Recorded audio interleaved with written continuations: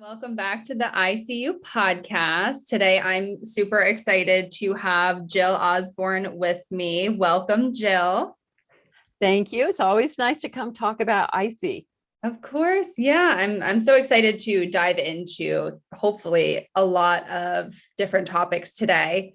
So I wanted to start off by giving you the opportunity to introduce yourself to the listeners. Sure. Well, so my name is Jill Osborne. I'm the founder of the Interstitial Cystitis Network, and I've been doing this for almost 30 years. You know, when you're growing up, nobody thinks you're going to spend your life talking about bladder stuff. I certainly didn't.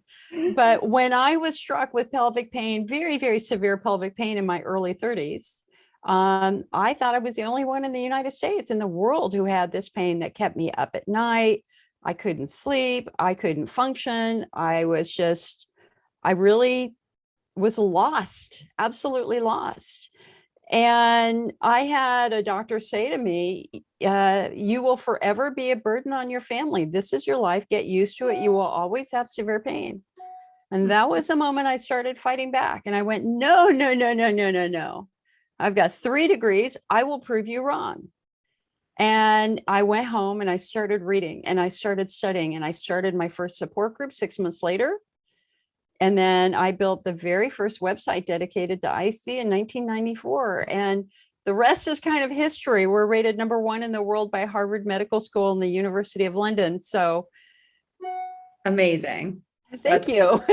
Truly amazing. And you started that before I was even born, Jill. Like, what? I have to just say, getting old is so weird. It is just surreal because on the inside, I feel 25. Mm-hmm. I'm in fact 61 years old now, but I truly feel young. And it's just shocking to me that this amount of time has passed on, and more so, I'm just like, I'm ready to go and do a lot more, but now I have an older face and all sorts of stuff. Oh my gosh. You do not look a day over 30. Okay, we'll just cover this up right here and then we're good. You're funny. Well, you did an amazing job just paving the way for, us IC warriors who are going through it today. So that is just an amazing story that you just wanted to prove your doctor wrong. And I've heard so many similar stories from people in the community that these types of stories and situations are still happening. Doctors are still saying things like that. Yeah, I mean, and it's just Dan Brookoff, who was our national expert on pain with IC for many years, and tragically he is now gone. He used to say that the worst thing you could do to somebody is take away their hope. That it is the job of the physician to give them hope, not to take it away. And that really resonated with me. I mean, I have worked with patients, like, for example, one of the earliest patients I worked with was a young woman whose father was a doctor. She was bleeding from her bladder and her bowel. Like, she was constantly in the hospital. He disowned her. Wow. Said it was all in her head. That's ridiculous. And just story after story after story. I had another patient who's actually a pretty good friend of mine now, who was strapped down to a gurney and put on a 3-hour ambulance ride to a mental hospital, bawling her eyes out, crying, please, I need a bathroom. I need a bathroom. They get to the mental hospital. They admit her. 2 hours later, she had a profuse apology from the director of the facility and said, you have a bladder issue. I am so sorry. This should never have happened to you. Yeah, that is. No, I love cats, so that's good. Oh my God, she just knocked my phone on the floor. Oh my gosh, this is Luna, by the way. Oh, I love cats. My cat would do the same for years. So, oh my gosh. That just makes it a special day. This is a special episode. Yeah. So, but we're always fighting for recognition here. And that's the other piece of this puzzle Why did this happen in the first place? Now, if you go back in history, interstitial cystitis was first written about in around the mid 1800s in England. And if you read that case description, it's like perfect. Patient with frequency, urgency, pressure, pain in the absence of an obvious cause, right? Mm-hmm. So clearly they were seeing it back then. Then in the early 1900s, Dr. Guy Hunter used one of the first cystoscopes to look inside the bladder, where he didn't see lesions or ulcers in the bladders of some patients who had this. So now we had credibility. Now we didn't, and he's the one I think who coined the term interstitial cystitis, or really started using it. Then in the 40s, we had our first research showing that it affected children, that it affected men. So we had this groundswell of support until two arrogant doctors in the 1950s published a case study in which they claimed that a young woman with these symptoms had unexpressed anger manifested in the pelvis. Mm-hmm. So literally from like 1950 to like 1990, many medical schools taught that IC was a mental and emotional disorder. And it wasn't until really the US National Institutes of Health convened their first research panels with IC, and they started developing research criteria and diagnostic criteria, that we started getting credibility again. But one of the things that I say to patients every time I do a live support group meeting, including yesterday, is do not walk into a doctor's appointment and say you have interstitial cystitis. You will walk down the rabbit hole of their old belief and training. You have to walk in and discuss very specifically your symptoms. And then it's like, doctor, can you please tell me what could cause this burning that I feel as I'm urinating on my skin? And the devil is in the details here. It's not just the frequency, urgency, pressure, pain. It's the weird symptoms. It's do you feel a vibration when you sit down? Do you have persistent genital arousal disorder where you feel this painful arousal sensation? Or do you have pain to the left of center or the right of center? It's shocking the number of patients who don't know where their bladder is. I was working with a gentleman a couple of days ago who's like, it's icy. And I said, where's your pain? He goes, oh, it's by my left hip bone. And I was like, honey, that's not your bladder. She's like, well, he's like, what? He's like, no, your bladder is in a line straight down from your belly button. That's not your bladder. It is obviously something related to a muscle or a bone. So when that patient goes to the doctor, you've got to be prepared to discuss your symptoms. And so where is the pain located? Is it on the inside? Is it on the outside? Is it to the left? Is it to the right? What makes it worse? What makes it better? And also be willing to look at your body, especially if you're a woman, so that you can tell them what's normal and what's abnormal, you know? Mm-hmm. Yeah. And I think being able to describe the pain, like, is it sharp? Is it shooting? Is it dull? Does it come and go? I think those are also important things to describe. And is it electrical? So like nerve pain. So it's always interesting, the number of patients who have sciatica, which is pain shooting down their leg, usually from a position. They have positional symptoms. So if they're sit down, it might happen, or if they bend over, it might happen. And they're like, okay, well, I have sciatica. And I said, okay, you have pelvic floor dysfunction. And they're like, what? Well, honey, do you not know that sciatica is caused by tight muscles squeezing the sciatic nerve? Yeah. Like, oh, it's like, okay, so we know you have pelvic floor dysfunction right there. Right. You know, right. And also even something as simple as foot pain or knee pain or lower back pain. Oops. You have to look at the whole body. Absolutely. So do you ever recommend for someone who has any sort of bladder symptom to go to one practitioner over another? So for example, a urogynecologist over a urologist? Okay. So the book that I absolutely love is, in fact, Breaking Through Chronic Pelvic Pain by Dr. Jerome Weiss. And he starts the book with a really honest assessment, and that is that Western medicine fails the typical pelvic pain patient. Why? Because doctors play in their sandbox. So urologists tend to stay in the urinary tract, gynecologists tend to stay in the reproductive tract, gastroenterologists stay in the bowel, and they don't look at relationships. And the challenge here is the pelvis is such a small confined area. And inside this pelvis, we have skeletal muscles, we've got nerves, we've got blood vessels, we've got organs, we've got bowel, all that sort of stuff.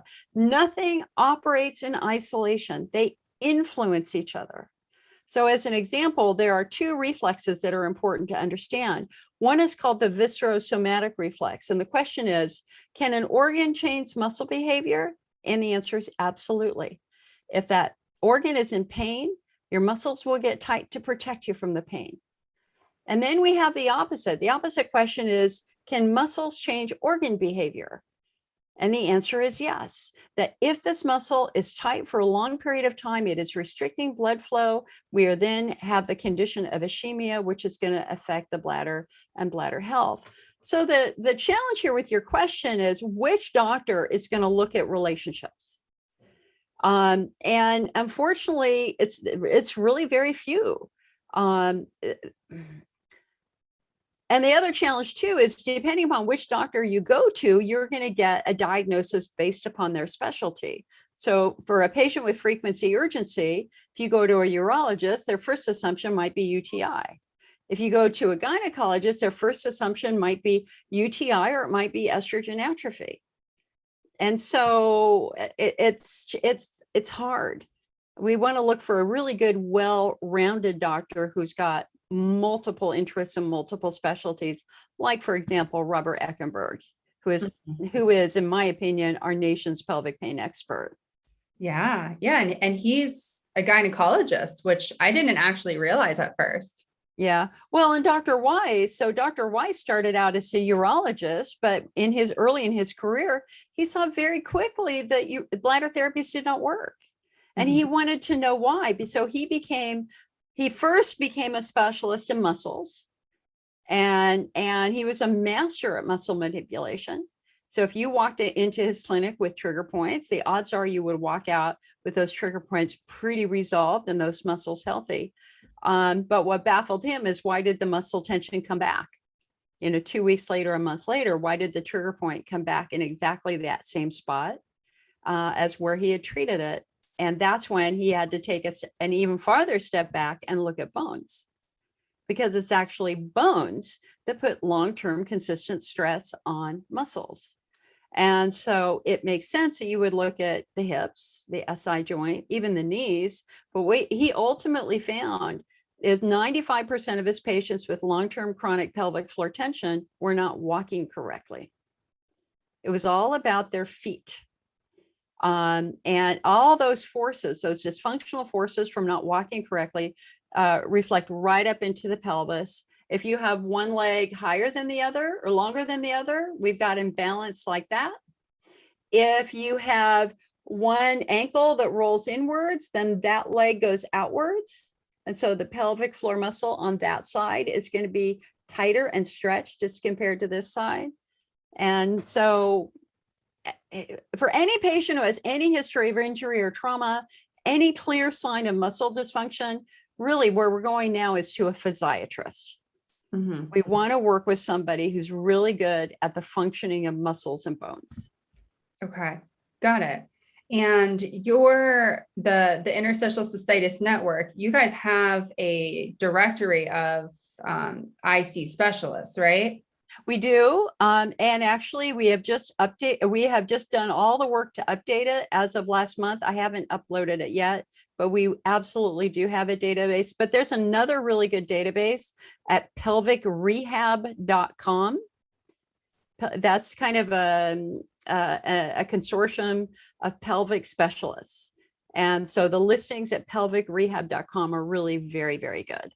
Oh, okay, great. I didn't actually know about that website, so I'll have to link it in the show notes so everybody else can check it out. That's good to know, though, because I feel like the majority of people in the IC community have to go to various doctors that don't necessarily know, that much about IC before they actually get a diagnosis and they get the right treatment. So it's a lot of time between when your symptoms start and when you finally get treatment that starts to help. Well, and the problem too is interstitial cystitis is, what does IC mean? Well, it really doesn't mean much of anything at this point in time. It means that this patient has frequency, urgency without an underlying cause, that they cannot understand what their cause is. And it's so dynamic now. Now we know that the bladder is the victim of many other potential dysfunctions. That patient, for example, if a patient has a symptom of heaviness throughout the day, so they're getting this, they just feel that they're carrying a weight in their pelvis, like a bowling ball in their pelvis by the end of that day. And I've worked with many patients who had that symptom. Well, that's pelvic congestion syndrome. That's the equivalent of varicose veins in the pelvis where the blood is pooling and collecting and getting heavier and heavier and heavier. A number of patients have had that symptom. So that's one of the things that we would look for. Fibroid tumors pushing on the bladder. We had research that showed that if you remove the fibroid, the urinary symptoms went away in like 70% plus of those patients. So we now have a much better understanding of the many other conditions that can mimic IC. A Tarlov cyst coming off of the spine would be something that we would look for. There are lots of other potential causes here. So for that patient who has been doing bladder therapies for 5 years, 10 years, 15 years, 20 years, and they're not better, what the American Urology Association says is take a step back. Revisit the diagnosis. They don't want you to do therapies that are not working. I once worked with a lady who invested her entire life savings in Elmeron. And I asked her, I said, did it help you? And she said, no. And I said, why did you keep taking it? And her answer was because there wasn't anything else available. So the AUA is trying to correct that perception by saying, if after 3 months, 6 months, maybe a year, you're not responding to that therapy, let's stop that therapy, take a step back, revisit the diagnosis, and let's see what we've missed. And that's where it gets hard, because that urologist is not going to be able to look at those other conditions. A urogynecologist might be able to, but then even they have their own biases. And they're all going to miss, as Dr. Weiss says, muscle stuff. That history of trauma. And many patients forget to even tell their doctors about traumas. Yeah. You know? Yeah. And I remember going into Dr. Eckenberg's office the very first visit, and they had me complete a 17-page questionnaire that asked about those traumas. And I have never been asked these questions before. Like, this guy has to be good. Oh yeah. Yeah. Yeah. He is good. You know, just like, again, as I say, the devil is in the details here. And so one of the things that we look for now, especially to try to figure out if somebody has pelvic floor dysfunction, is, were they an athlete? Were they a childhood athlete? Did they have multiple traumas? Because what can happen is you can fall. Let's say you were a soccer player, you fall on your tailbone, but you know, you're young, you're resilient, you get up, shake it off, life goes on, but then you fall again and you fall again. And the legacy of those falls is muscle injury, a compression injury, trigger points. You might not feel them, they might not be painful yet, but they are in fact latent trigger points and or muscle injuries. And then eventually something happens that is the straw that breaks the camel's back. And that last final trauma turns the entire pain cycle on. Yeah. And again, they've got symptoms of frequency, urgency, pressure, pain. They think they have UTI. They talk to their doctor about UTI. And what they don't understand is that the bladder only knows one language: frequency, urgency, pressure, pain. A bullet wound feels like a UTI. Stab wound feels like UTI. Bladder cancer feels like UTI. Everything feels like UTI. And you kind of have to get your head away from thinking UTI and start focusing on, was there any other sort of trauma that could have occurred? Mm-hmm. Yeah, that's a really good point. I don't think that gets mentioned enough. So I'm really glad you brought that up. Now, I wanted to transition more into the subtypes, because I know you want to talk about those. Okay. So should we start with the 5 subtypes and then work our way to the recent study? Yeah, let's just do a little bit of context first. Sure. So here's the deal. As a support group leader, we saw very, very early on that bladder therapies didn't help a lot of people.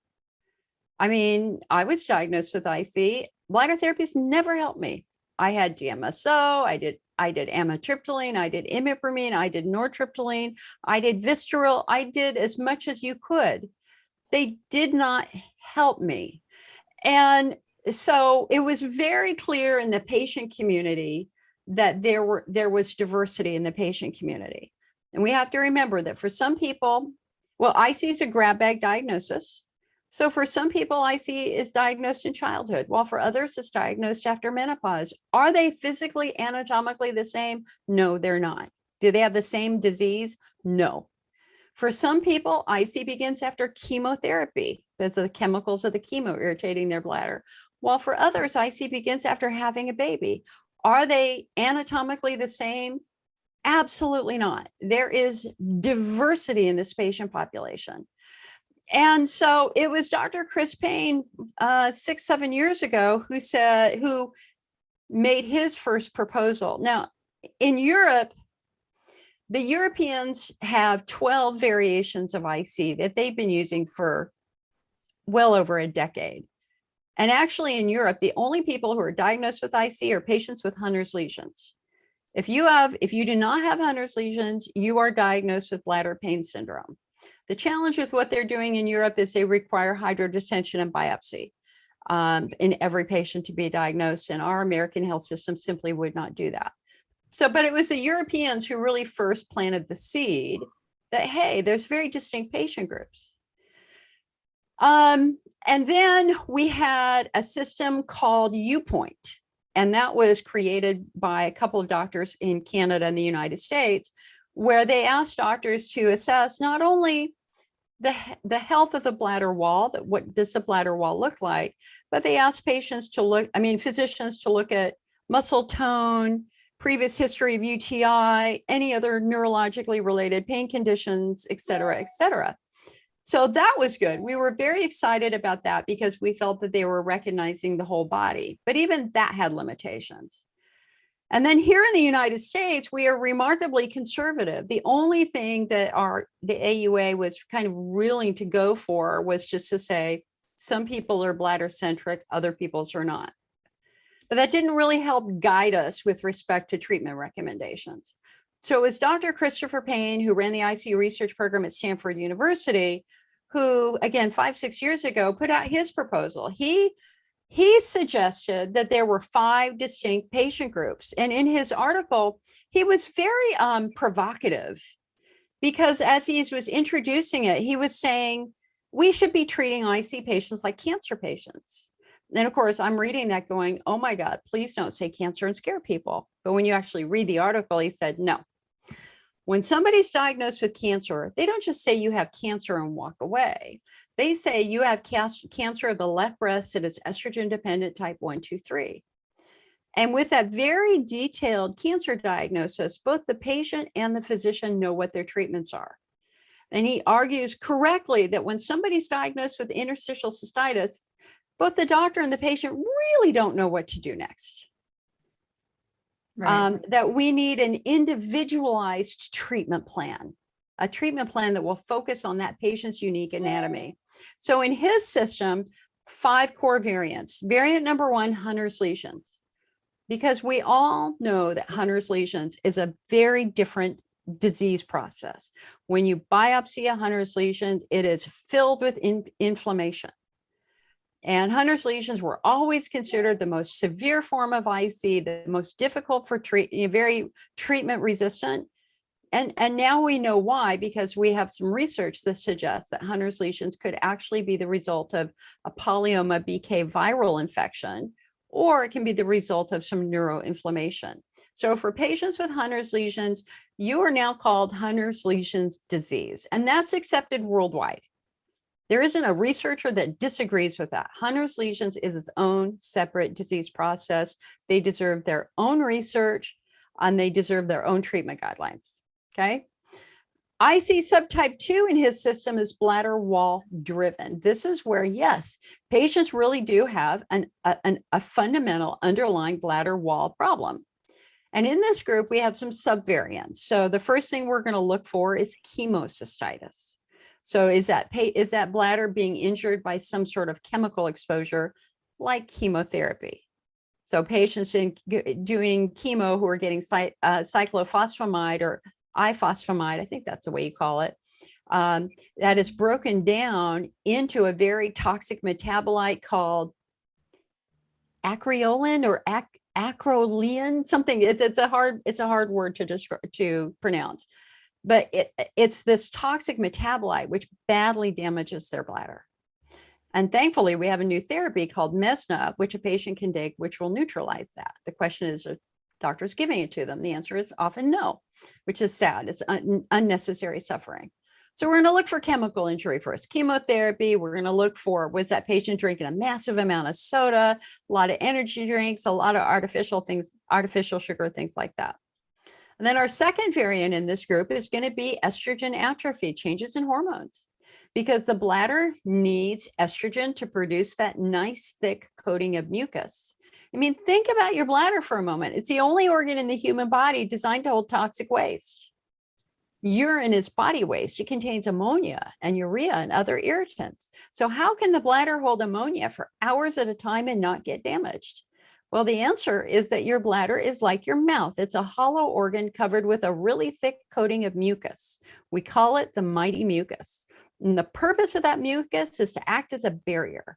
It prevents toxins in urine from reaching the skin, and it prevents bacteria from reaching the skin, or fungus or virus from reaching the skin. So unfortunately, that mighty mucus is estrogen dependent. So when you're young and you have lots of estrogen, guess what? You have a lot of mucus and your bladder can really protect itself. But if you're on birth control or you're perimenopausal, menopausal, postmenopausal, your estrogen levels are now reduced. Thus, your mucosal barrier is also going to be thinner now. And so that's not a disease process. That's just loss of estrogen, aging. And what we're going to do for these patients is we're going to try to restore their estrogen levels. And I can go into that a little bit more at some point in time. But we had, for example, a case study published of an 18-year-old who developed sudden severe urinary symptoms. She was diagnosed with IC, chronic UTI, chronic yeast. In the end, it was her birth control that she had just started. And when she stopped the birth control, took about 6 weeks, all of her symptoms went away. So we look for that. Now, our third variant in the bladder wall subtype is going to be chronic infection. There's no doubt that some people do have chronic infection, especially patients who are postmenopausal. Without that nice mighty mucus, they're much more vulnerable to infection. But it's not just bacterial infection that we're going to now look for. We have to now look for fungal infection, because we have multiple studies now, including a very recent study, which has found a very pathogenic candida in the urine of patients with bladder pain. And what makes this candida really unusual is its virulence. It is really good at killing cells. And it has a lot of attachments that allow it to attach to tissue much more easily. So we want to rule out fungal infection. Again, multiple studies, including our own National Institutes of Health. In fact, they were the ones who introduced this topic 5 or 6 years ago when they found it. And then, of course, we have to look at viral infection, because the bladder can have viral infections, from HPV to Epstein-Barr to herpes potentially to now COVID. And so that's something we have to look for too. Now, in the pain system, I see subtype 3 is pelvic floor driven. This is the biggest subtype, in my opinion. These are the patients whose symptoms began after a pelvic trauma, like falling on a tailbone, being an athlete, a history of pelvic trauma, or let's say having a baby and suffering a really catastrophic tear of tissue, things like that. And so for them, of course, they have no idea that they have muscle injury. They have the symptoms of UTI. They go to the doctor. And the doctor might give them antibiotics for a period of time. They don't work. They go back to the doctor. The doctor might say you have overactive bladder. They don't work. You go back. The doctor gives them oh, I hate to break it to you, I think you have interstitial cystitis, is rare bladder disease. Did I say that we don't think of IC as a bladder disease anymore? We think of it as a pelvic pain syndrome. Okay. So anyway, that patient wants to get better. They go home. They take the Elmeron. They follow the diet. They do what they're going to do for a year, 2 years, 5 years, 10 years, 15 years, 20 years. But the reality is they're not better. And the reason why they're not better is because the underlying abnormality was never fixed, and that is tight muscles. Until we restore those muscles and we get good blood supply, the bladder always is going to be vulnerable. And what the research shows is that pelvic floor physical therapy is exceptionally good at healing patients with IC. We knew that in 2008 and 2012. And that's when the IC movement was put on its head, and everybody went, uh-oh, if muscle therapy works, maybe it's not a bladder disease for everybody. The fourth subtype is Pudendal Neuralgia. So these are the patients who basically have muscles so tight, they're now squeezing nerves. So they're going to have sciatica, they're going to have pins and needles, areas of numbness, or they might have persistent genital arousal disorder where they feel this painful arousal sensation. And so for these patients, therapeutically, they're going to work on calming the nerves down, because we can't let the nerves stay hypersensitive. So we're going to do topical lidocaines and things like that in areas of pins and needles, as well as trying to understand where the underlying nerve compression is to try to resolve that, again, usually with physical therapy.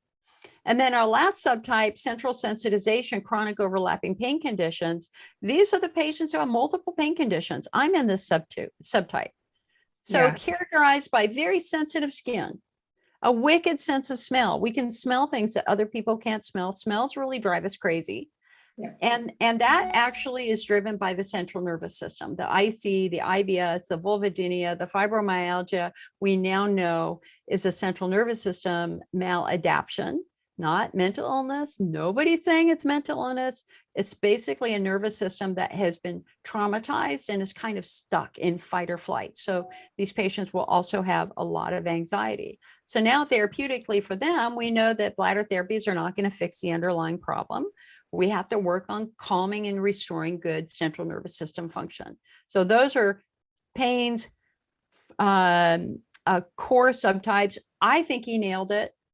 I mean, I've been using this now for 5 years with patients on the phone. It's stunningly helpful, especially in helping patients understand why different therapies are important. So for that patient who's got intense frequency, urgency, and they were given estrogen because they happen to be 70 years old, but they never used it because they didn't understand why it was important, the system helps them understand why it's important. But it also kind of puts the mind-body medicine strategies into really good context, because many patients are completely offended when you say, hey, we got to work on your anxiety, or hey, we got to work on this catastrophizing. But what this system says is understand context here, that as long as you have runaway anxiety, your brain is going to be intensifying that pain.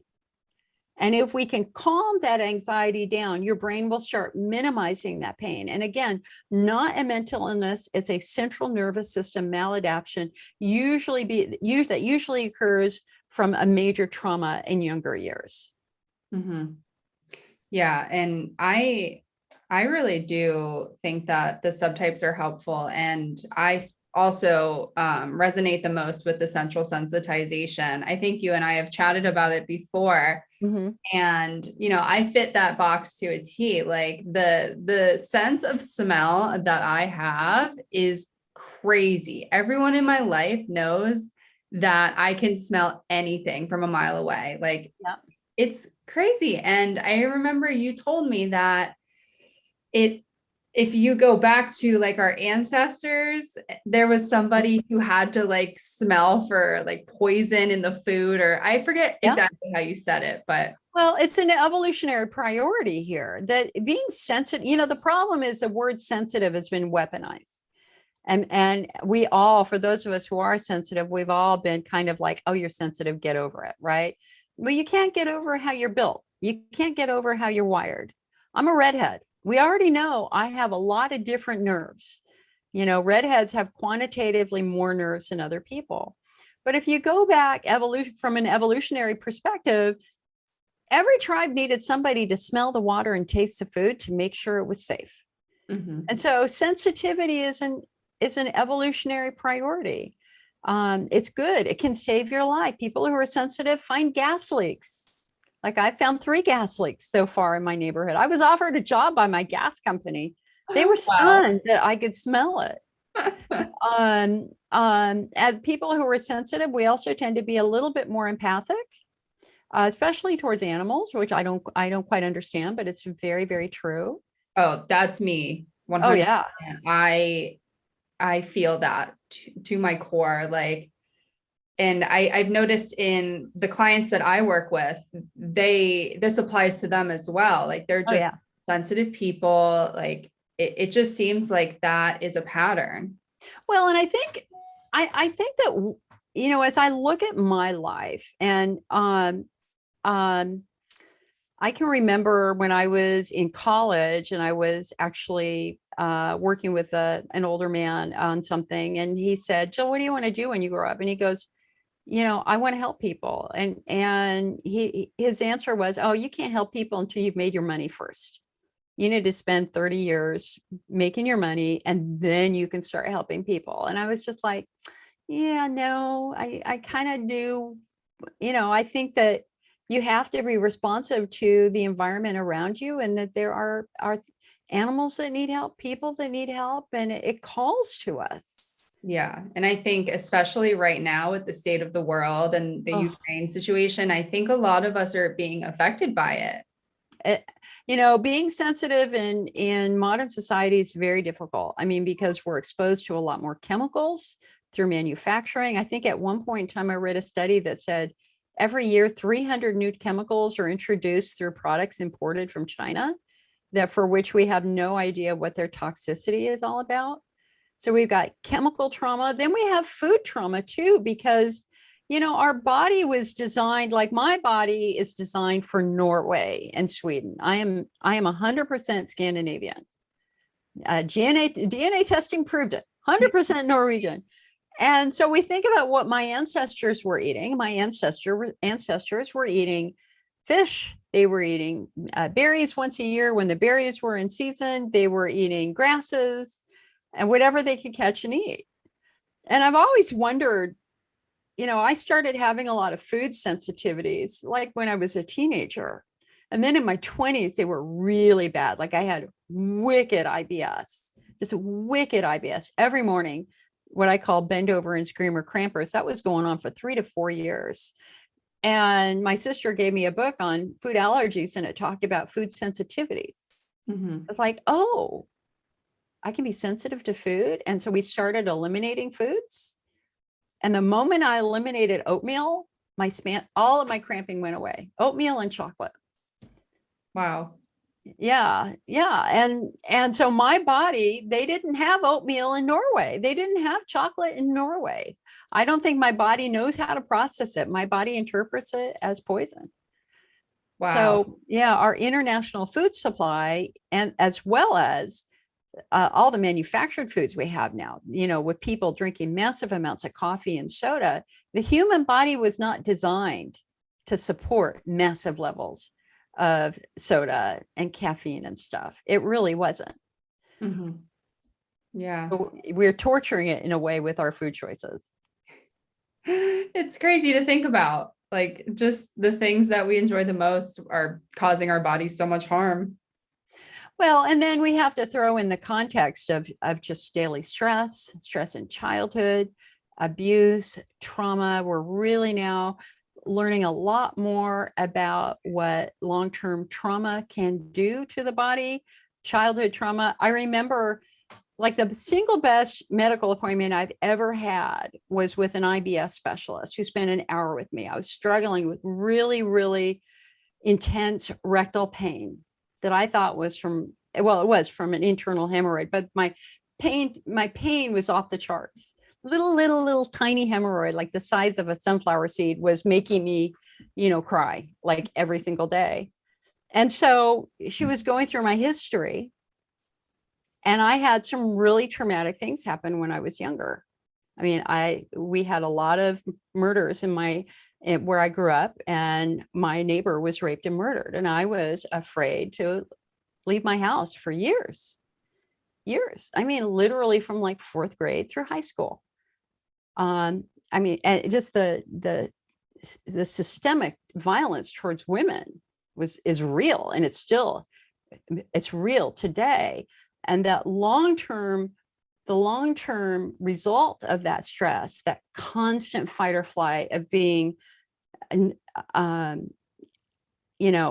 knowing if you were going to be attacked. I was attacked. I was rescued from a rapist when I was in college. And how that trauma affects my body today is really interesting. And it's good to know, because when you're in the middle of it, you just really think that there's something fundamentally wrong with you. I mean, you really think you're mentally ill. You really think you're damaged goods. And the depression and the negative self-talk is just shocking. I mean, I've been there. I was there. But now I know that it really was never my fault. That the body that I have today is an expression of what I have experienced throughout my life. Dark times and good times, because I am pain-free now most of the time. That doctor who said I would forever live in pain was wrong. I proved him wrong. But there is a legacy of those. There is a physical, mental, and emotional legacy that can be reflected also in our bladder health and our bowel health. Mm-hmm. Yeah, I can relate to that too. Just, there's a woman who I follow. Her name is Nicole Sachs. She's a social worker, and she works with people who have a history of trauma. And basically she calls it big trauma, or big T trauma, and little t trauma. So there could be big events like what you just described, and then there could be smaller traumas that just kind of stay with you over time. And, for me personally, I feel like I have a lot of built up little t trauma, but it's still trauma. So well, and now we get to today, right? We get to what is happening in our lives today. So number one, we have the pandemic. Number two, for those of us on the West Coast, we are literally every year running for our lives because of fires. I mean, I have evacuated 4 out of the last 5 years, and my house almost burned down last year. So there's nothing more traumatic than having the police car with their loudspeaker saying, get in your car and go, the fire is coming. And you're literally driving away, seeing the fire come up behind you, and you're praying you can get away fast enough, but you're stuck in traffic. Okay, that's a real stressor for me every single year now. And then we have the tragic division in this country, and the politics, and how disappointing it is that we lost our we the people mentality. What made the United States great is that we united together to create a better lives for ourselves. Yes, it was incredibly flawed and harmful, but we've always been able to rely on each other. We can't do that right now. It's too much division. And now imagine what that young patient, well, it doesn't matter what age they are in Ukraine is, if you're a cancer patient and you're now in war and you're running for your life, and you're deeply worried about your cancer, you're deeply worried about your family, my heart is breaking for everyone that is, especially they're innocent. They weren't doing anything wrong. Right. I mean, you've got seniors who were at home trying to live out their last days. You've got parents who were trying to have their first babies. And now their lives are completely disrupted. And the trauma is going to be lifelong for them now. Hopefully and what we're seeing, thankfully now, is we're seeing the nonprofits get together. They're creating their health resources for all of the refugees, and hopefully good will prevail in the end. That's all we can hope for. Right. Yeah. I know. So why don't we dive back into the subtypes, and can you tell me a little bit more about the UCLA study? Yeah. Okay. So this is what's interesting. As a support group leader, especially when I started the IC network, I had three goals. I wanted to help patients, I wanted to help clinical care providers, doctors, and I wanted to help researchers. And we knew that this large population of patients, I mean, we've worked with millions of patients. I mean, like 200,000 patients a month would visit our website, right? And so millions of patients. And we saw I saw good trends that I shared with other doctors. And then the great majority of our trends were absolutely confirmed. So I've always believed that patients can contribute to this effort, right? So Chris Payne releases a system and it's met with silence from the main researchers. And so here we, the patients, were like going, oh my God, no wonder, no wonder bladder therapies didn't work for the pelvic floor patient, vice versa. And I'm kind of sitting here working with patients every day, doing the subtyping. It's just working so well. And we're just met with silence from the general urology community. And I talked with Chris, or we exchanged email a couple of weeks ago. And you could tell that I think that there was disappointment on his part that more people didn't embrace it. Now, typically, scientists say, where's the proof, right? Give me proof that it works. So here's what happened. UCLA researchers did their own kind of subtyping system. And it was it was like a robotic analysis of data, very, very complex statistical computer evaluation of trends, right? And in their system, they identified three very unique patient groups.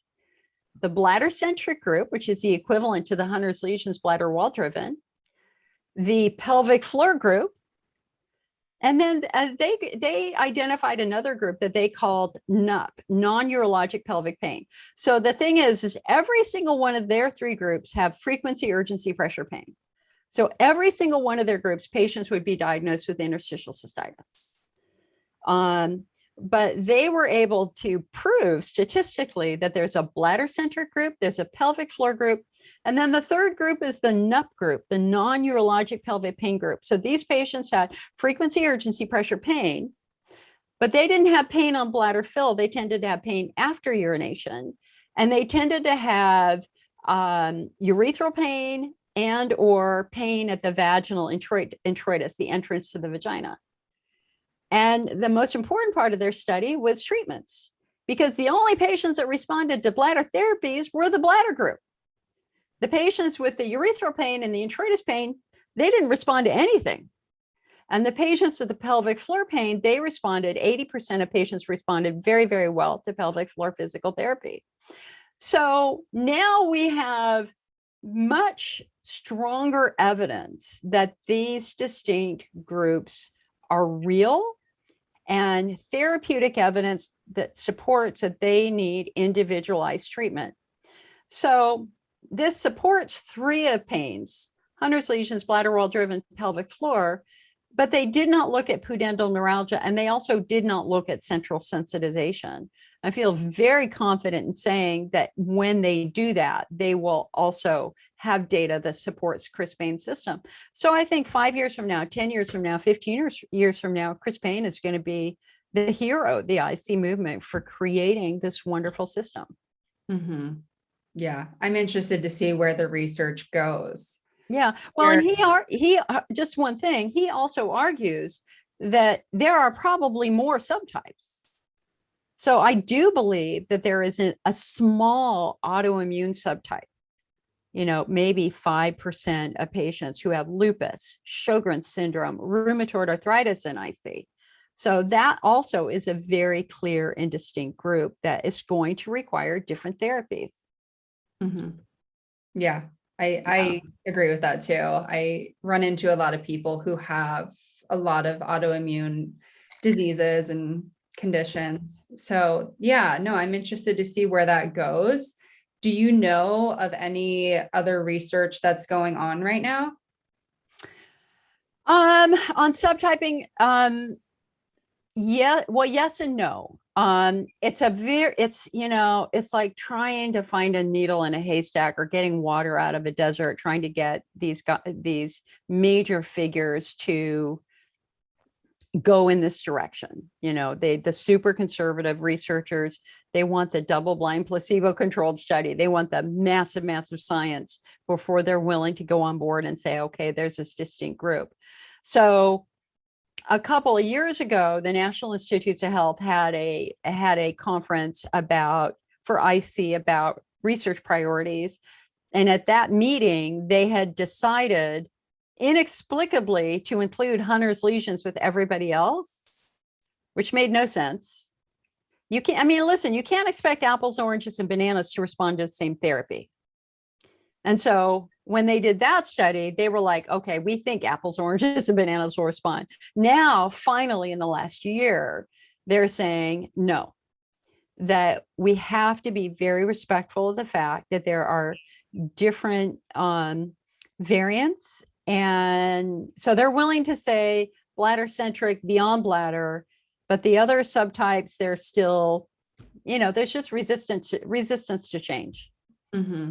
And this is where patient groups like us, we have a lot of power here. Right. Because we get to go in and give them the paper, your local urologist, and say, look, here are 5 proposed subtypes. Where do you think I fit? And this is where we are really an agent of change. Mm-hmm. Yeah. And I still come across a practitioner every once in a while who has never even heard of the subtypes. Oh, yeah, a lot don't. I mean, this is really only the upper tier. And yet now, the upper tier of IC researchers and clinicians who are doing this, and some of them call it phenotyping, some of it call it subtyping, some of it call it variants. But you're starting to see the more uses and applications of the word phenotype in all of the diseases now, that we just can't make broad statements that everybody has chronic infection or everybody has this or everybody that has. We have the snowflake principle. We are all unique individuals with our own unique bodies and our own unique histories and our own unique traumas. Yeah, our own unique puzzle to solve. Exactly. Exactly. Yeah, I wanted to ask you, do you think that there is a genetic component to IC for some people? So the original genetic studies were done at the University of Maryland by Dr. Jack Warren. University of Maryland back in the 1990s was the absolutely top IC research center. If they had a research study, especially if they were at a conference, everybody stopped and listened to what they said. That has since been dismantled. So that's all gone now. But their early data was nothing short of astonishing. They were the ones, for example, Dr. Susan Kie found what they thought was a marker, an anti-proliferative factor. Turned out it wasn't, but anyway, it was very exciting. So Dr. Jack Warren also conducted research into risk factors. And they did twin studies, so if it was in one twin, was it in the other twin? And they were the ones who said, yeah, there does appear to be a familial connection. And in my family, my mother has bladder sensitivity and pelvic pain, vulvodynia. My sister, my grandmother, my aunt, my cousin. There's definitely genetics at play for us with respect to our central nervous system. Mm-hmm. We could never use bubble bath. My mother could never use bubble bath when she was younger. I could never use bubble bath. The skin was super, super sensitive. So I think that the genetic respect, it really relates to nerve sensitivity more than anything else. Mm-hmm. Yeah, I remember you asked me on one of your calls before, do you have a family history of bladder symptoms? And I said no. And you said, well, do you have other conditions that run in your family that could be related to the nervous system? And I was like, oh, yes, like everyone on my dad's side. Yeah, exactly. Yeah. Exactly. And when that research came out, I was in my late 20s. And again, I was in the middle of this terrible IBS feeling left behind because all my friends were all getting married and having babies. And I every morning was just laying on the bathroom floor with cramps. And you really feel like life has passed you by. You see everybody else living their life and you're stuck at home tied to a toilet. And when that first study came from them that talked about the family connection, I was like, oh, wait a second. Yeah, my mom has this. My sister had, wait, you mean it's not my fault? Whoa, that was huge.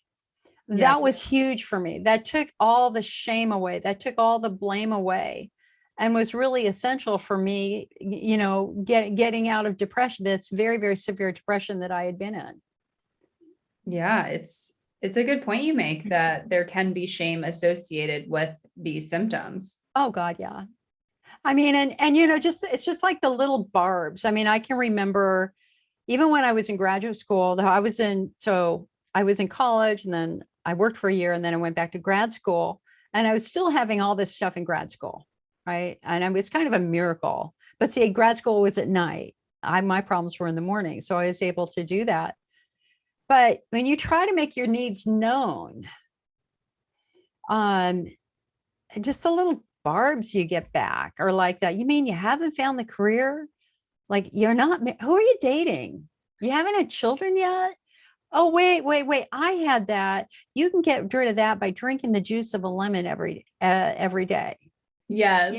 And or something. I remember like, because I've always felt kind of left out of daily life because of that, because I lost those important years. And so I would just kind of grab onto the little opportunities that I had when I was feeling well. And so we went skiing once and up to Tahoe. It was a 4-hour drive and the bathroom stop was snowed in, right? It was snowed in.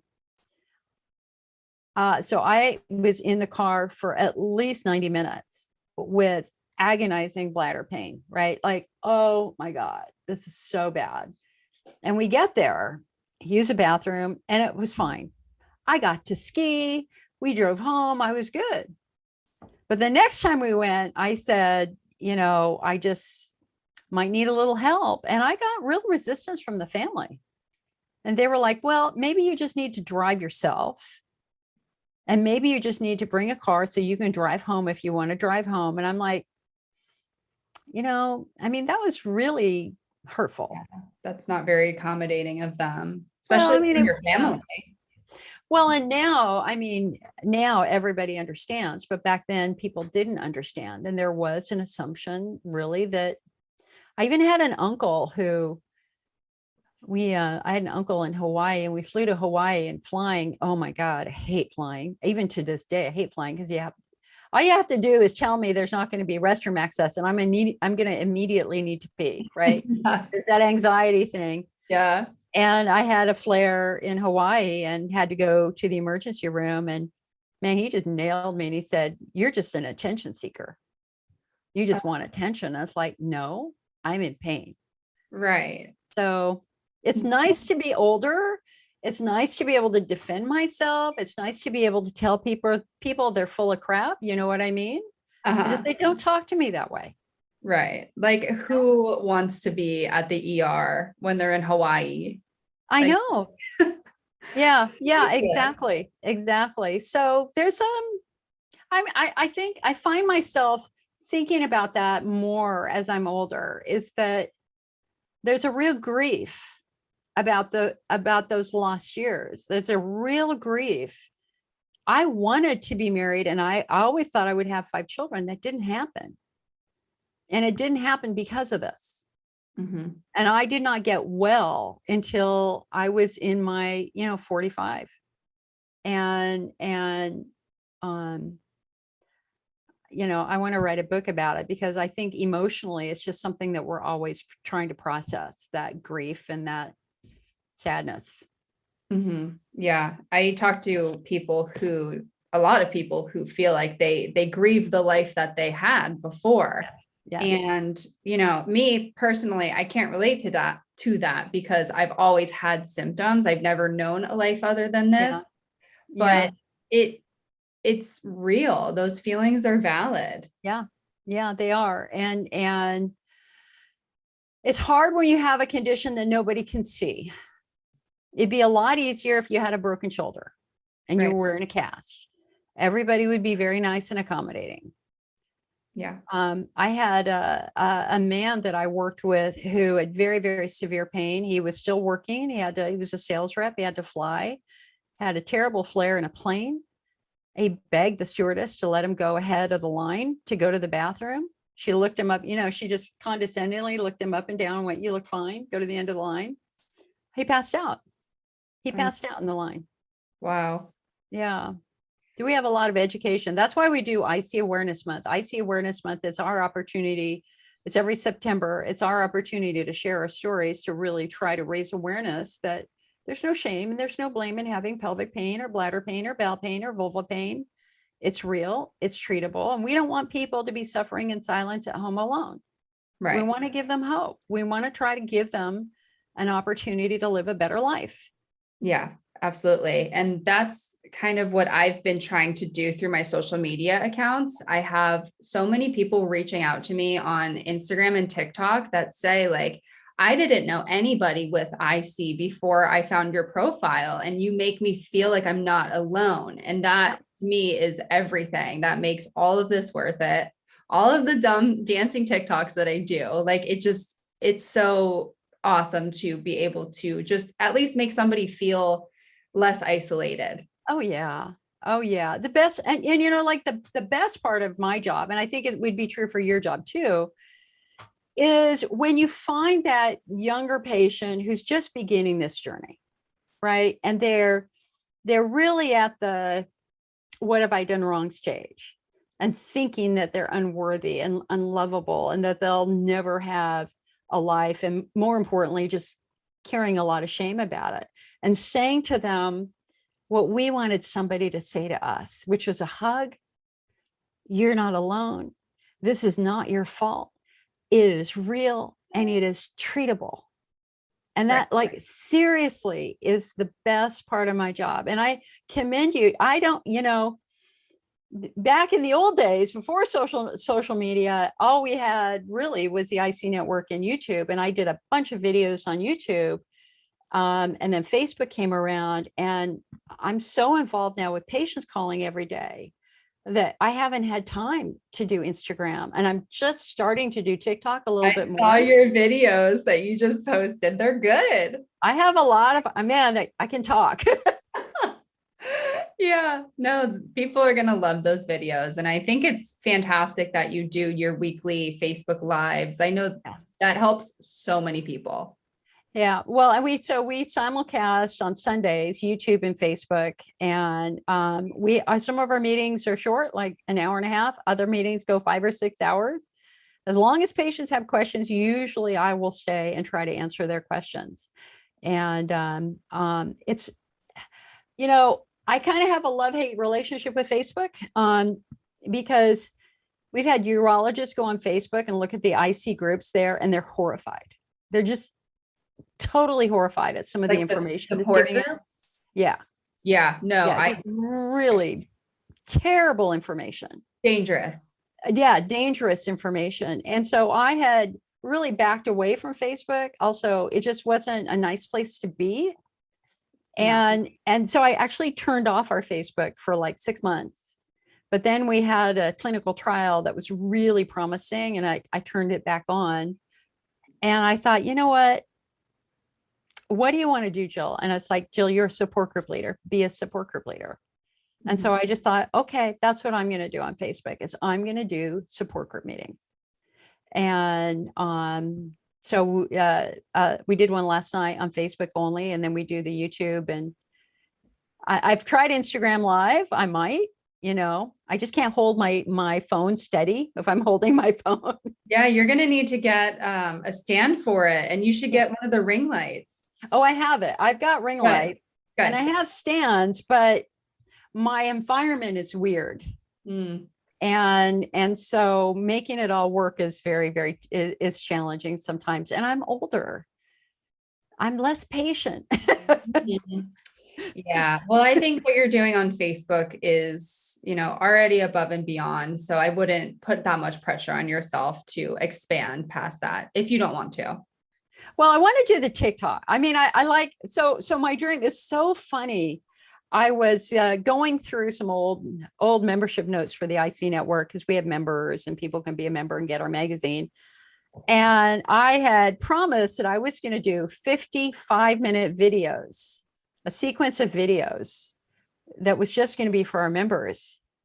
And then the fires happened and all that sort of happened. I just couldn't do it. I'm going to do that. Okay.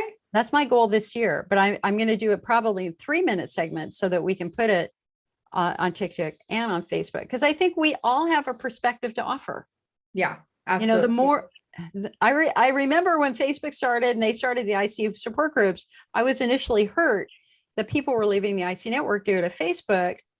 And then it was just like, Jill, you can't help everybody. If somebody wants to go do their thing on Facebook and start their own group, power to them. Mm-hmm. Power to them, because there are millions and millions of patients who struggle with IC and IBS and vulvodynia.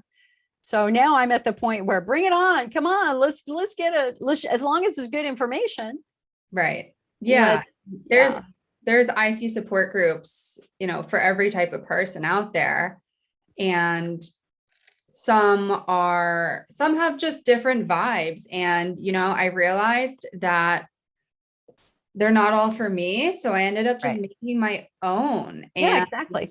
That's been working for me. And I always tell people, if you are going onto these groups and you're feeling like it's taking a toll on your mental health, yes, then take a break, leave those groups. Like, yes, you can get information outside of those groups. It's just, it's risky from my perspective. And, I'm specifically looking at the diet side of things and those diet recommendations. And I have to go through so many posts every day and comment on as many as possible, because it's just me and Julie that are kind of monitoring these things. And, we're just two people.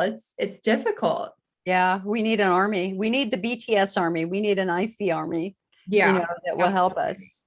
Yeah. And, I think something that I really want to do moving forward is work on educating various practitioners on the diet recommendations and how to talk to patients about that, because I'm finding there's a big disconnect between when patients are diagnosed with IC and they just get handed the IC diet and the doctor's like, avoid these things. And they're like, good luck, I'll see you in 6 months. And it's like, that wasn't very much education. So people are thinking that they have to eat this very restrictive diet forever. Right. Dangerous. It's risky. Yeah, it is. Well, and if you've ever had the chance to sit and talk with Julie, which I would really recommend. I mean, we've chatted. Yeah, she's a dream. She's just a dream. There's a lot of kind of territorial competition that is just unnecessary. Mm-hmm. It's just unnecessary. That everybody has a perspective to share, and as long as we are being true to our stories and we're not trying to sway someone else. I mean, my worst fear as an IC support group leader is turning somebody away from the one treatment that can help them. And so my goal is to try to be as neutral as I can be and to talk about pros and cons. And that's really the sign of a really seasoned support group leader. Whereas somebody who's running a group who says, you have recurring UTI, even if they've never found the UTI, you must do antibiotics to get better. That's not the way a support group should be run. Yeah. Right. Mm-hmm. And that's, bringing up, which is kind of a tender topic, but I think it's worthy of discussion. Going back from back before Facebook, before social networking, what did we have? We had internet news groups and we had websites. And the internet news groups were a foul pit condescension and rudeness. I mean, it was just nasty. God forbid, because that was when it was first starting and people realized they could say whatever they wanted and they were anonymous. And so the infighting was terrible in the IC world and in the pelvic pain world. And that's where some of the first antibiotic activists really emerged.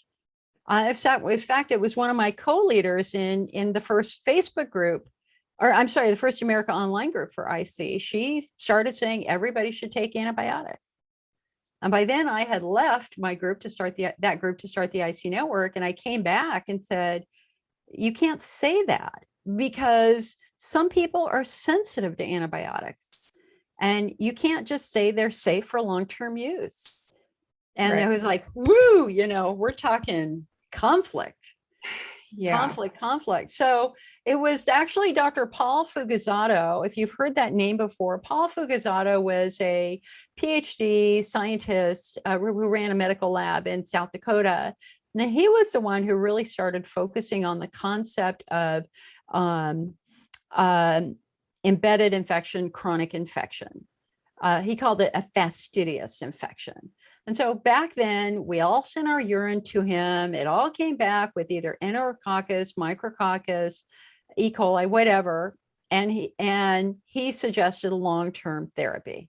Of course, we then took our data to our local urologist, said, so what do you think of this? And my doctor, Dr. Klein at the time, said, I'm not giving you 6 months worth of Augmentin. I will give you a month's worth of Augmentin and let's see what happens. And I asked every urologist that I could find, because we did this very long guest lecture series online for years. And I had all the top researchers come online to our website where we did live events. And none of the top researchers supported that.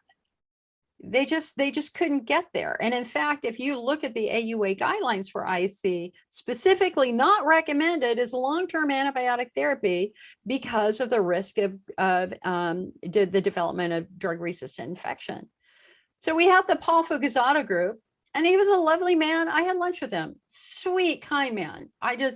He's passed on now, but 85 years old, coming to urology meetings, walking in with his cane, just really, he tried, but his methods were a bit flawed because we now realize that some infection live on biofilms that is resistant to autoclaving, and he was sending us all autoclave bottles to pee in. And so there's cross-contamination. So eventually that died off. And then in Europe and in England, we had Dr. James Malone Lee, who has very sadly passed away a couple of weeks ago. And he also believed that chronic embedded infection was the root cause of interstitial cystitis in the bulk of patients. And his patient groups are very vocal online. They used to come into my support group meetings and basically disrupt the meetings and tell everybody you have to be on antibiotics. Mm-hmm. And I support the concept that there's chronic UTI in some patients. I do, but not in every patient. And to me, that's a sign that you haven't really worked with a great diversity of patients. Right. Because if that patient's symptoms began the day after falling on their tailbone and going down a flight of stairs, but first, that's not infection, that's trauma. Mm-hmm. And if that symptoms emerge during chemotherapy, that's not infection, that's chemocystitis. And if that patient has Hunner's lesions, that's not bacterial infection, but it might be viral infection in some patients. So the all or nothing statements, I think, are really flawed. I agree. And I think that it can get very hostile in some of the groups on Facebook. And, I have an account in the embedded UTI group and I don't participate. I just kind of watch. And if anybody mentions IC, it's like that person is attacked. Oh yeah.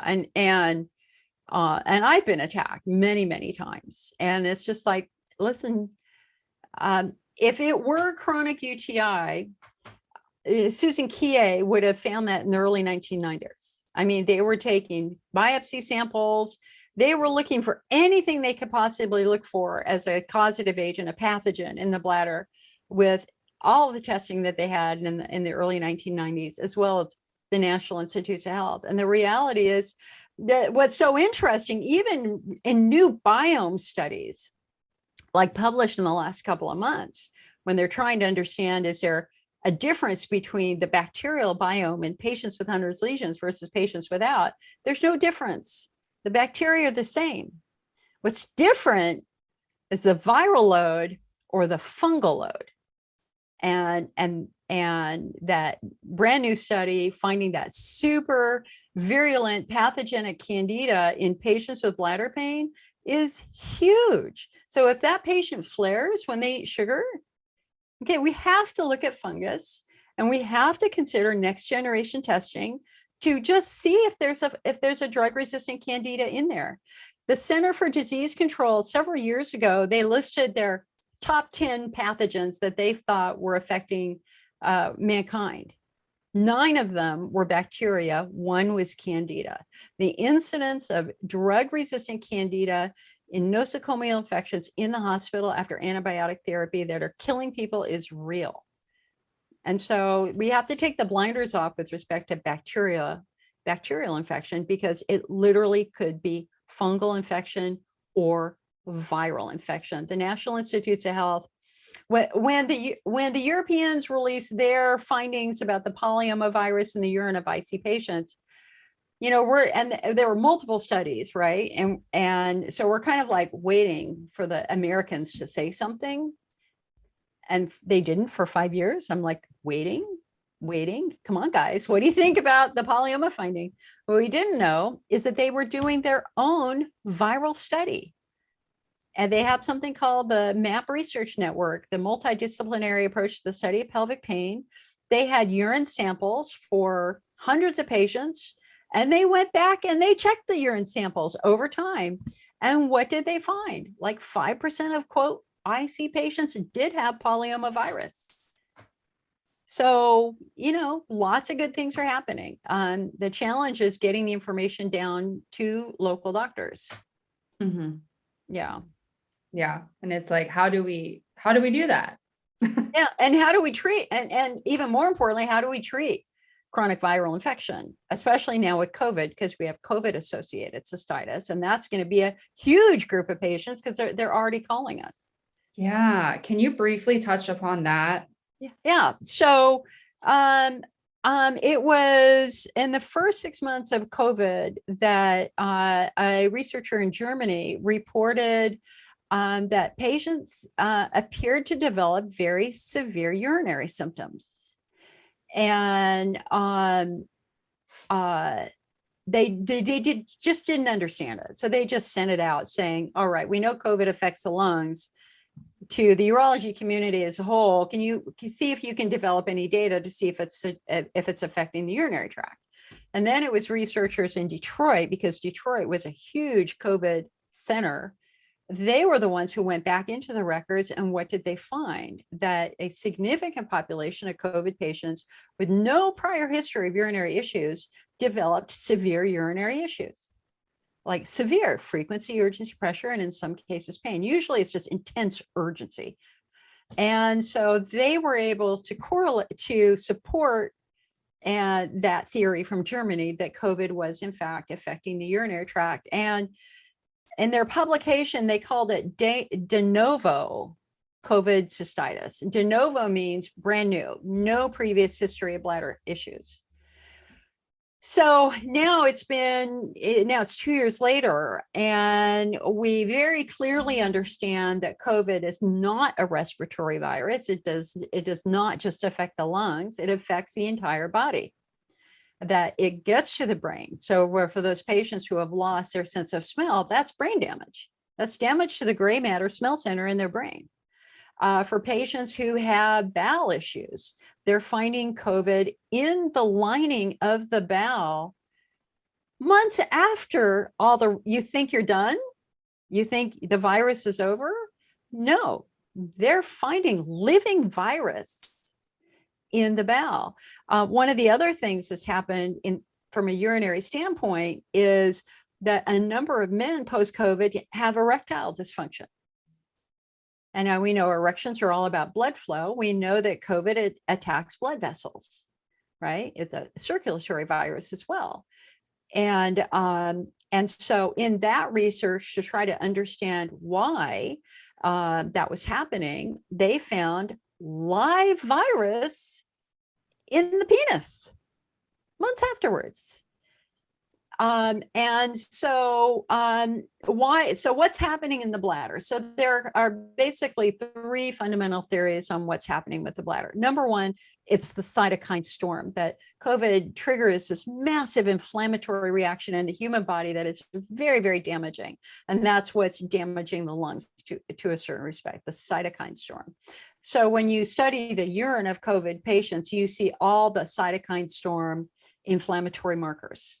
So we know that inflammation has reached the urinary tract. So concept number one is this inflammation in the bladder wall. Concept number two is that it's active virus, because they are finding, and I was just reading a paper yesterday, months after COVID infection, they are still measuring live virus in, I think, blood, stool, urine, and I don't remember, might have been sperm, but I might be wrong on that. So, so concept number two is that we now have a living viral infection in the bladder wall. And viral infections in the bladder wall produce what we call hemorrhagic cystitis, really intense hemorrhaging, bleeding from the bladder wall. We're not seeing that, but they definitely have found live virus, usually in the patients who are the most severe. And then the third concept is that the virus is damaging nerves. Thus, we're seeing kind of nerve damage in the virus in the bladder wall. We don't have a published treatment protocol. This is very, very new. I just built a website on it, covidcystitis.org, for all the research we knew about what was happening. I'm getting phone calls every day now from patients. And what's blowing my mind is that doctors are diagnosing patients with interstitial cystitis instead of COVID cystitis because the doctors don't know about COVID-associated cystitis. So then I was working with one last night, as a matter of fact, late last night. So this is going to be a whole new group of patients that we're all now going to have to look out for. The ramifications of long haul COVID are we're just now starting to see it. And it's absolutely shocking what we're seeing. That's just so, just what I would just say. Oh, and then we did our own COVID research. How does COVID affect the IC patient? 75% of IC patients who get COVID report more intense symptoms, more intense flares, more intense pain. And these COVID associated flares are not responding to typical flare reduction strategies. They tend to last for months, 3 months, 6 months, 9 months, a year. But eventually things seem to calm down. So there might be good news at the end. But in the meantime, for any IC patient out there, listen, you do not want to get COVID associated cystitis on top of the IC. Protect yourself, wear a mask. No matter what anybody else says, wear a mask. And wear glasses too. So. Yeah. And, you know, I've seen a couple questions on support groups regarding developing symptoms of interstitial cystitis after getting vaccinated. So I wanted to hear what your thoughts are on that. Well, so again, we've been doing a number of surveys over the years, but over the last couple of years about this. I did not ask the vaccination question and our COVID question, but I've worked with hundreds and hundreds of patients over this. I think that 90 to 95% of IC patients who get vaxxed are fine. I was fine. Didn't affect my bladder at all. Me neither. But I do believe that maybe 5% of IC patients do experience a flare, because we cannot ignore those patient reports. Those patients absolutely are reporting that their symptoms have been triggered by the vaccine. I don't understand the mechanism of action. I don't think anybody understands what the mechanism of action could be. And we also have to consider the fact that the role of stress, the role of anxiety. And that when you are in a state of anxiety, your brain is automatically going to intensify pain anyway. That's part of the fight or flight response. So I'm not saying it's all in their heads in any way, shape, or form. Right. There are just multiple compounding factors that have to be considered. Mm-hmm.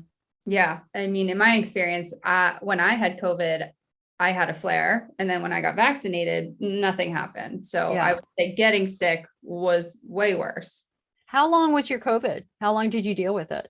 It was last January, so over a year ago. And I would say it was very mild. My symptoms, at least. My flare was, the typical like illness induced flare that I get. But I would say like 5 days. Okay. Yeah. Okay. And then have you noticed any persisting issues after the fact? Just like brain fog. Like I will be doing interviews like this and I'll like find difficulty finding words sometimes. Well, I hate to break it to you, but it's getting old. It kind of happens anyway. Yeah. It kind of stabilizes. Like I was really struggling with that in my like late 40s, early 50s, but now I'm back. My brain is kind of back now. So yeah, I'm going to grab it for as long as I can. Yeah. Well, I'm only 26, so I'm hoping it isn't age. Or maybe I am hoping it is. I don't know what I want. Well, I mean, at this point in time, I mean, just with everything that we're going through, I think none of us are as well as we were. I think we're all showing signs of trauma. We are all collectively unwell. Absolutely. Absolutely. Yeah. No shame, no blame. It's real. It's life right now. And it sure is eye-opening because it's really helping us understand what somebody was going through 100 years ago, right? With their big pandemics and also the lack of medical care, and imagine not having doctors to be able to go to and suffering. I mean, yeah, real. Or like social media to connect us to one another. Oh yeah. Yeah. It's quite amazing. Yeah. Okay. Well, was there anything else that you wanted to talk about before we wrap this up?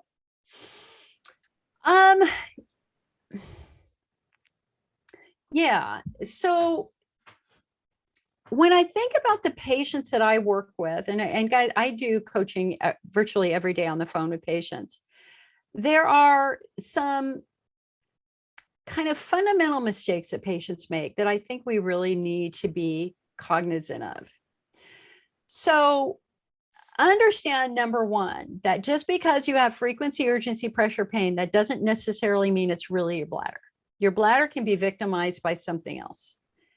And if you're not responding to therapy, stop, take a moment, take a step back, and reconsider the diagnosis. We have a fabulous new book called Facing Pelvic Pain that literally goes through every other condition which can mimic it.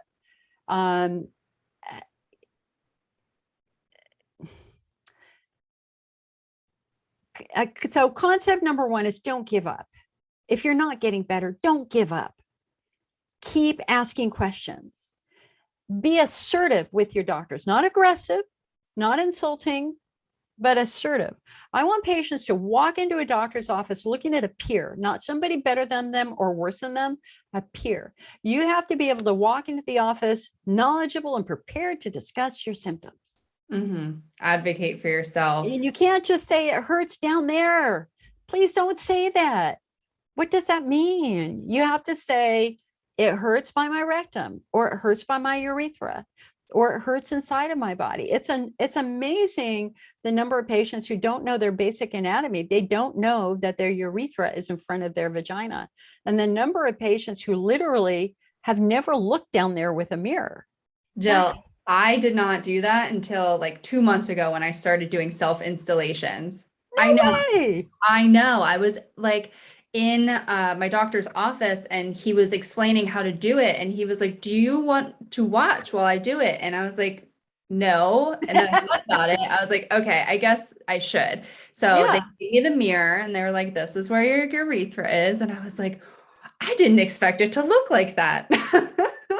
it's very interesting. And again, and the whole bladder, the biology of the bladder and how it works is absolutely fascinating. It's a real medical mystery.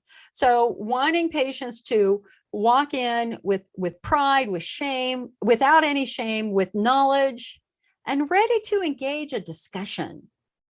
And again, what do I normally say to patients? Don't say you have interstitial cystitis when you walk in. Talk about your symptoms. Doctor, here's my symptom.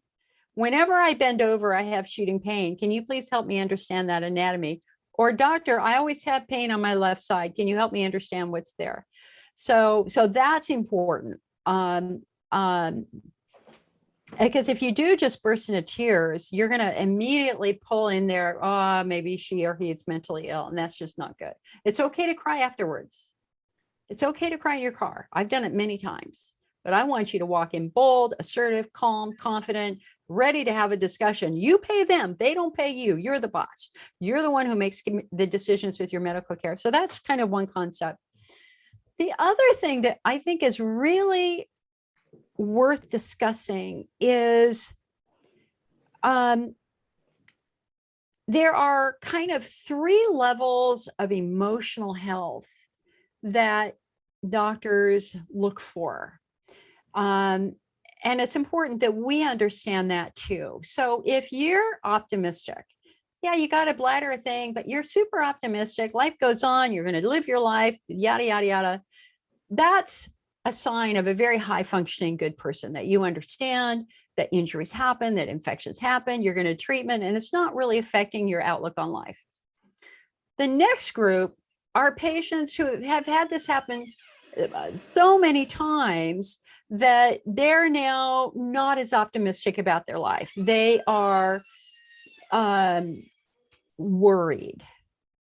They are starting to show signs of depression, et cetera, et cetera. And that's somebody where we want to try to get in there and boost their coping skills. We want to teach them new skills. We want to talk about anxiety management, stress management, and reinforce the no shame concept. But every now and then you find somebody who is just spinning in a circle. No matter what you say, it won't work. Have you tried this? Why? Have you tried the diet? No. Yeah, I tried it, did nothing. Have you gone to this doctor? Have you had a physical therapy? Yeah, did nothing. Well, how many times did you go? Once. Okay, what bladder therapies have you tried? Oh, nothing worked. And the anxiety is just oozing out of every pore. The catastrophic thinking is oozing out of every pore. They have absolutely lost hope. And this is going to be the patient that we really have to stop and take time with. Number one, we have to teach them about what the out of control anxiety. The out of control anxiety is the result of trauma. We know that 14 days of pain will introduce chronic fight or flight. We know that 21 days of bullying and emotional abuse will induce chronic fight or flight. And so these are the patients where we really want to try to break it down into small, meaningful topics. Like, okay, so hold on a second. Let's talk about your bladder for a moment. So I don't want to hear about your therapies. We're not talking about that at all. Just tell me about your body, right? Mm-hmm. And trying to get them to focus on cause and effect, trying to get them to focus on anatomy. Let's not talk about all the things that didn't work. Let's talk first about foundational information. And that's where it gets really interesting, because they've lost that. They're so consumed by the symptoms and the pain that they've lost the basics. Like, yeah, did your doctor give you estrogen? Your skin's dry, right? Yeah. Did your doctor give you estrogen? Yeah. Did you use it? No. Why not? It scared me, or I didn't think it would work. And so I guess what I'm trying to say is these are the patients who need a structure. They're the ones who need calmness. They're the ones who need basic education, and then breaking it trying to break through all the anxiety, all the catastrophizing, to really simple, easy, manageable facts like, okay, you used the estrogen twice, it hurt, you stopped using it, but do you understand the reason why it hurt is because your skin was very dry? And the single most important thing you can do for your skin health down there is to use that estrogen, and you have to power through that pain for those 2 weeks. When you put it in context, they grab onto it and it works. And then also just being really honest about having overwhelming anxiety. I had panic attacks going to the doctor in my 20s and my 30s. I felt like every time I went, they hurt me. Mm-hmm. Because it hurt. It hurt to have cystoscopies. It hurt to have installations. And I was consumed with it. It won't work. I was just consumed with anxiety. And one day, as I was crying in my backyard before a doctor's appointment, I just said, I can't do this anymore. I need help. I don't want to live this way anymore with this constant chronic anxiety. So we had an anxiety management class at my local hospital, completely changed my life. I have not had a panic attack since I took the class. I know exactly what to do now for it. I know why it happens. And I'm truly convinced that one of the reasons why I live pain-free most of the time now is because I got myself out of the anxiety cycle. And that's not about mental illness. It's about chemical warfare in your body. And massive levels of adrenaline that are driving massive levels of negative thinking. And so I have a really good video on our website, IC and Anxiety, that talks about the program that I went through. And again, I'm not lying. I went through uterine cancer emergency surgery 4 years ago. No panic. I was doing my protocol in the car. I have not had a panic attack since I've taken that class. And I'm so much happier. So if you struggle with anxiety, we can do something about it. It's about skill building. So let's just take a step back for a moment and say, you don't have to live this way for the rest of your life. And if you're constantly saying, if you're the no person, hey, you want to go to a movie? No, I get COVID. Hey, you want to go to a movie? No, I'll have to go to the bathroom. You want to go out to dinner? No, I won't be able to eat anything that won't flare my bladder. Hey, you want to go on a drive? No, the car will hurt my IC. If you're in that no space where you're no to everyone, then you are in intense anxiety and catastrophizing. We can fix that. We know how to fix that. And we have a great video on our website, IC and Anxiety, that can calm things down, reduce the adrenaline burden, and get you back to a steadier state from, a fight or flight standpoint. And that's everything now. So there you go. There you have it. Yeah, I can link that video in the show notes. I actually want to watch it myself, and I'm really interested in, what you have to say with that. So, yeah. I mean, I really regretted that I waited so long to take the class. I could have used that class, for God's sake, when I was in high school and being teased for being a redhead. Oh, no, you know what I mean? Just a basic skill. God didn't give us the skills to deal with life today, a pandemic craziness. When we were born, we have to learn them. This is basic fundamental skill building. Yeah. And it's easy once you just learn about it and try it. So for that patient who's spinning in a circle, you're stuck in anxiety, you just don't believe anything will work for you. We can fix that. We know how to address that. And it's with really good mind-body medicine. And nobody's saying IC's all in your head. Nobody's saying that. We're just saying that the anxiety is intensifying all of your symptoms. So we got to get you out of the anxiety to calm everything down and to calm your central nervous system down a little bit. Yeah, absolutely. Yeah. Well, a lot of topics were covered today. We may have to do a part 2, Jill. I think so much today. And this is, a platform to reach more people. I think it's great. And I want to get as many experts as possible. So yeah, if you're open to it, we should absolutely do it again. Oh, I would love to do it again. I really would. I just think the future is not in websites. Websites are dinosaurs now. The future really is in video.